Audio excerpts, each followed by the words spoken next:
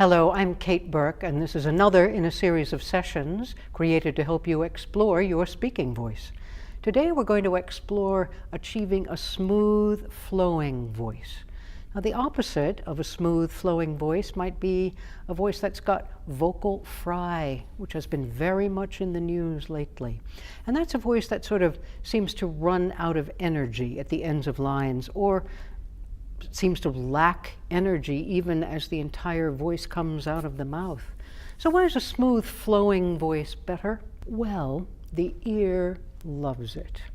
And listeners can take in information quite quickly as long as you don't stop and start, unless you want to. I'm not saying you have to be smooth and flowing all the time, but it's a good fundamental for the voice. It's a good way, sort of good basis for the voice. All right, so now I'm going to demonstrate some vocal fry and a voice that is not smooth and flowing. And I'll demonstrate one first that maintains this quality all the way through the words. And I'll use the beginning of the Gettysburg Address to do it. You may have to lean forward in your chair because it's a voice that's hard to hear. It's a voice that's sort of stuck in the throat or only energizes a very small sphere of space around the speaker. 87 years ago, our fathers brought forth on this continent a new nation, conceived in liberty and dedicated to the proposition that all men are created equal. Okay, glad that's over. Now, you can hear me, I think, but hearing someone and really being drawn into what they're saying is quite a different thing.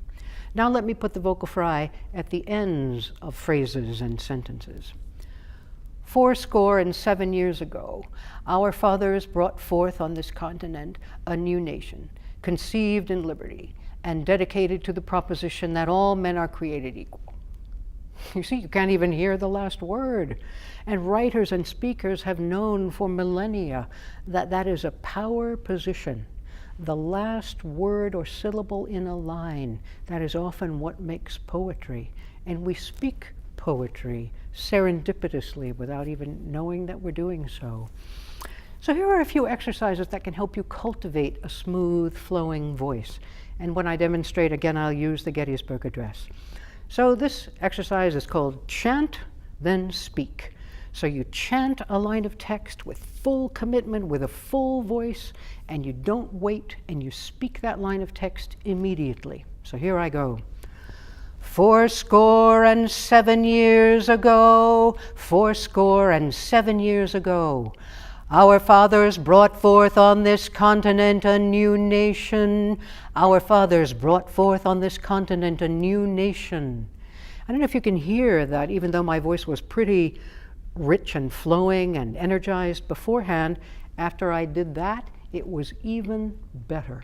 It's as if the chant clears the way or paves the way and gives us permission, in a way, to produce more energized sound. Now, here's a technique you can use to actually help you lift up the ends of words or phrases. I call it the releasing the helium balloon exercise. How much effort does it take to release a helium balloon, assuming you want to do that? Too often we do it accidentally. But it takes no force at all. You simply open your fingers. So rather than letting a word sort of grind down or fall back in your throat, you're going to sort of keep it lifted and release it. And again, it's useful to conduct with your hands to mimic what you're doing with your voice.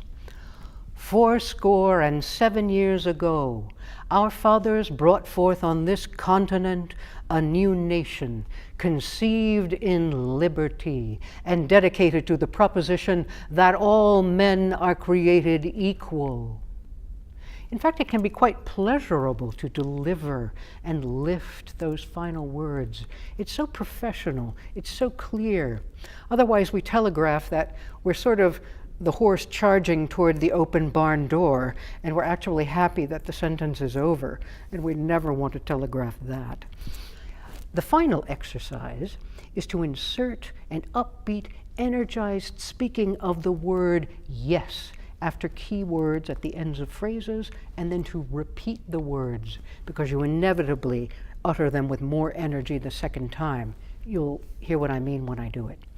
"407 years ago, yes, ago, our fathers brought forth on this continent, yes, continent, a new nation, yes, nation, conceived in liberty, yes, liberty, and dedicated to the proposition that all men are created equal, yes, equal."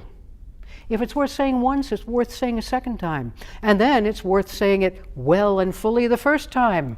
So now I'm going to repeat just those words without the prop or the assist of the yes and the repetition.